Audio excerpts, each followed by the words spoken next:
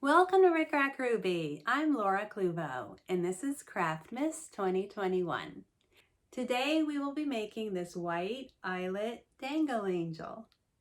She's fun and easy, so let's get started. To create this eyelet dangle angel, we're going to start with this double fold bias tape. This is sort of a cream color, and I'm going to cut off 1 yard. Here's my yard of double fold bias, and you can see that it opens up like this. But I want to sew it closed. So I'm going over to my sewing machine, and I'm going to sew very close to the folded edges just to close them. I'm going to stitch all the way down, and then I'll go over to my iron to press out all these kinks. Here's my bias tape all sewn together and pressed. I'm going to cut off 9 inches for the arms. And then the rest of this will be the body and the legs. I want the legs to be extra long for the danglage. Okay, this is about 12 inches of narrow ivory ribbon. This will be the hanging loop. So I'm going to loop this through, and then this is a spool. I believe this is 3/4, but it can be, it could be 5/8, it could be 1 inch, it can be whatever size. It's not that big of a deal. So here's the center of the legs through the spool. And then the arms are going to go through here like this. The arms don't have to be centered, that's just habit.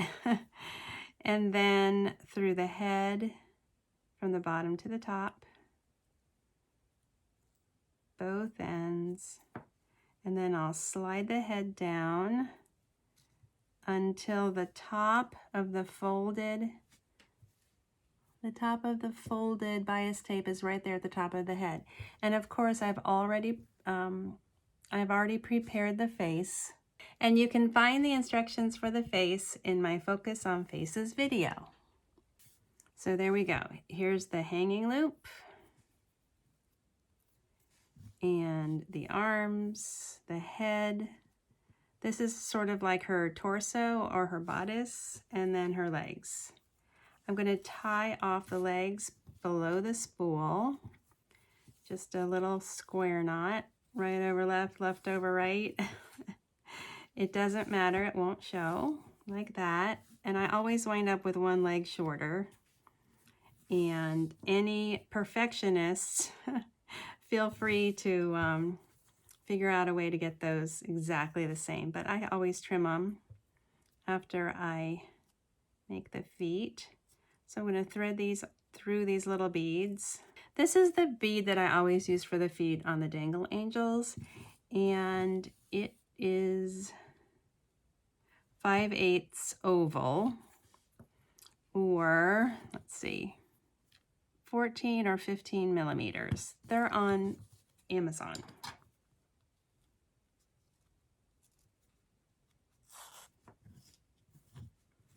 Now to sort of line up those feet,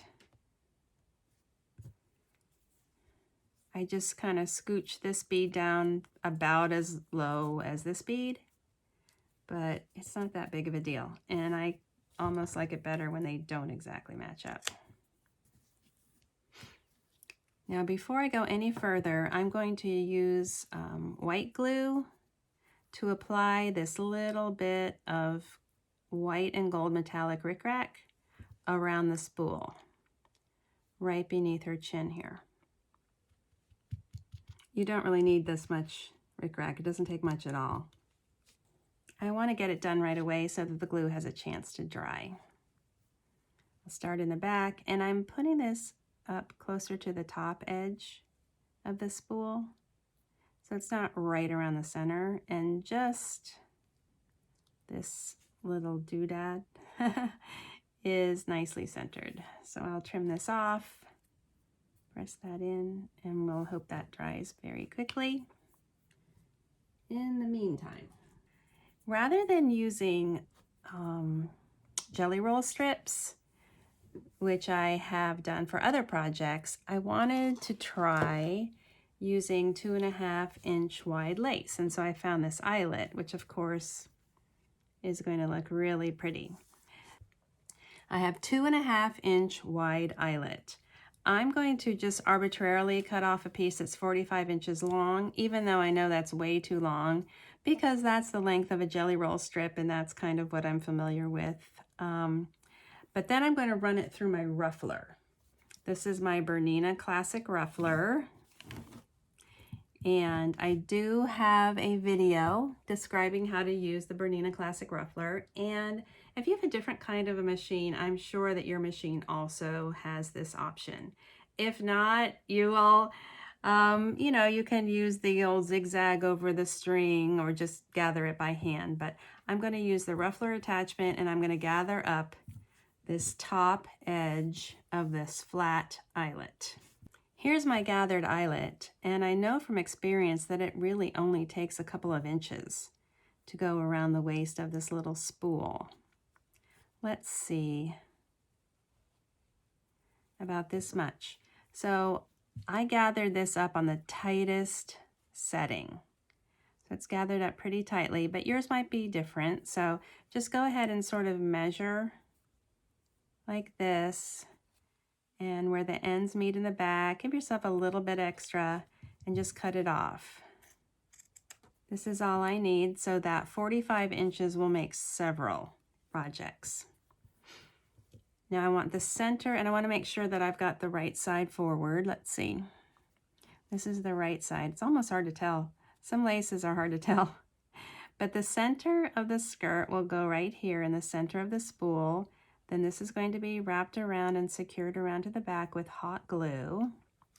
And then hopefully I have enough that I can sort of fold this over and make a little fold in the back so that it kind of looks like a seam, a fake seam right there. So I'll apply some hot glue to the front first. And the ruffled eyelet is going to go right into the glue below the rickrack. The rickrack barely shows. Then I'll continue with the glue around to the back for one side. Now when I ran this through the ruffler, I left the top 1/4 inch so that it kind of creates a little ruffled border there, and that looks really good. Now I'm going to fold under this second edge before I glue it to the back.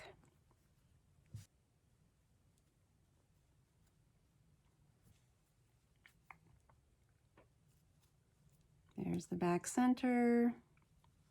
There's the front center. There's the back. And now add a little bit of glue right here, and I'll press that down to meet the other side. There's the glue. I'll just press that into the back. Now you could seam it on the machine, but I think that's just a little bit too much trouble. So now she has her little mini dress and her super long legs. And let's tie off her arms or her hands. But I want to make sure that I have a little bit of play so I can still pull it through, and I know that I can. I haven't secured it with any kind of glue. So I'm going to make one arm a little bit longer because she's going to hold something. You can have her hold anything.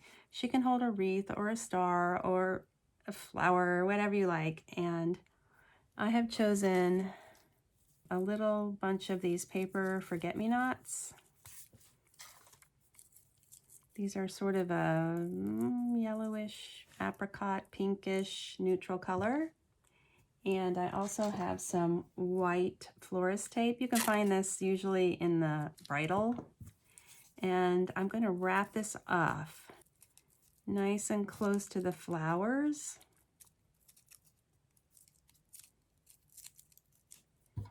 And then trim it off so I have a little bit of a stem like this. And then I'm going to place this into her hand. I'll tie it off right at her wrist.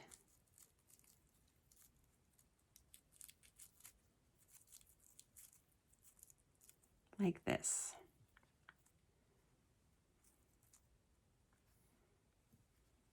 And then I'm going to make sure that the arms are even. That looks good. Okay, so here is her little bundle, her little flowers, her other hand.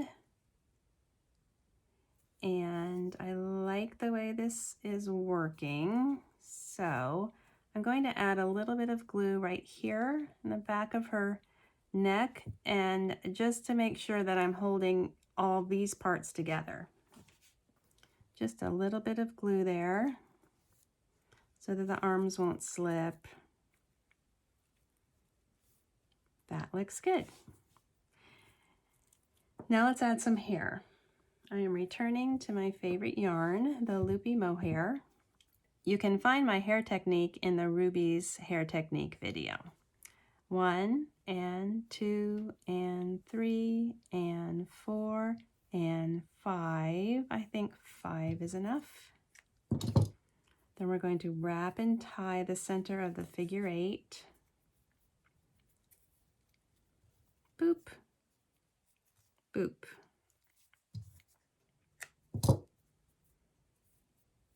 There's the first bundle.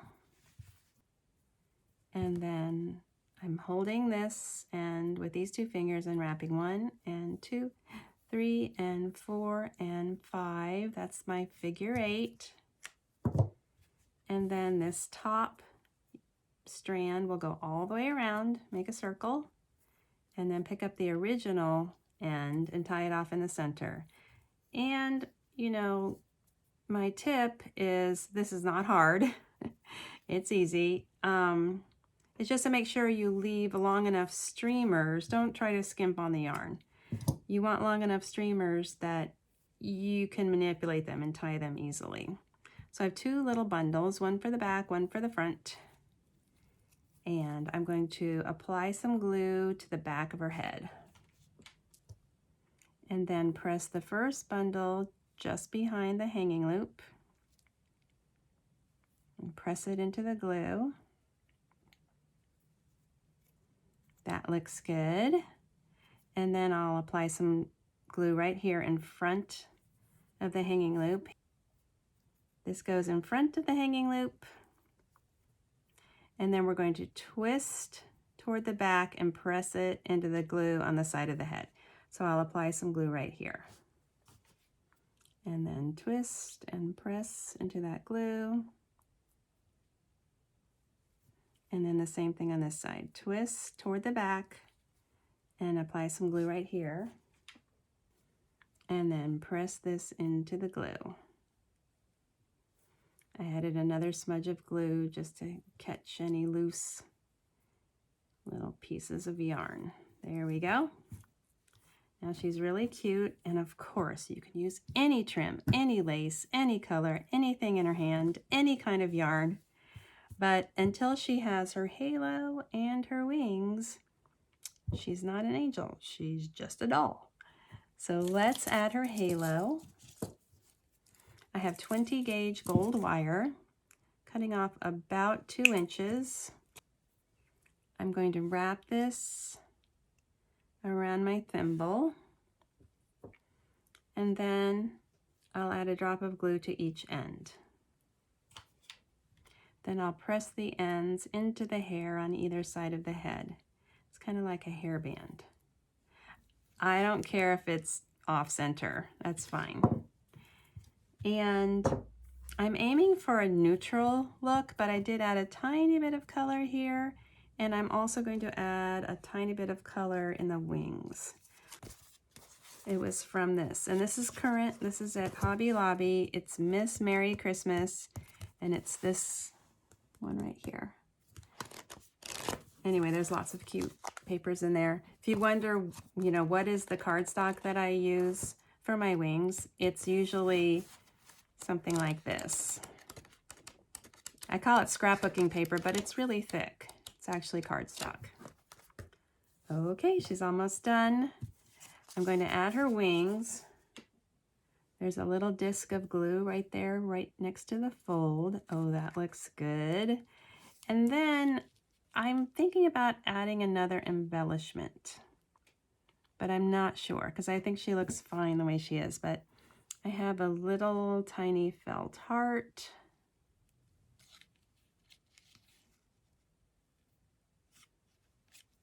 Or I have,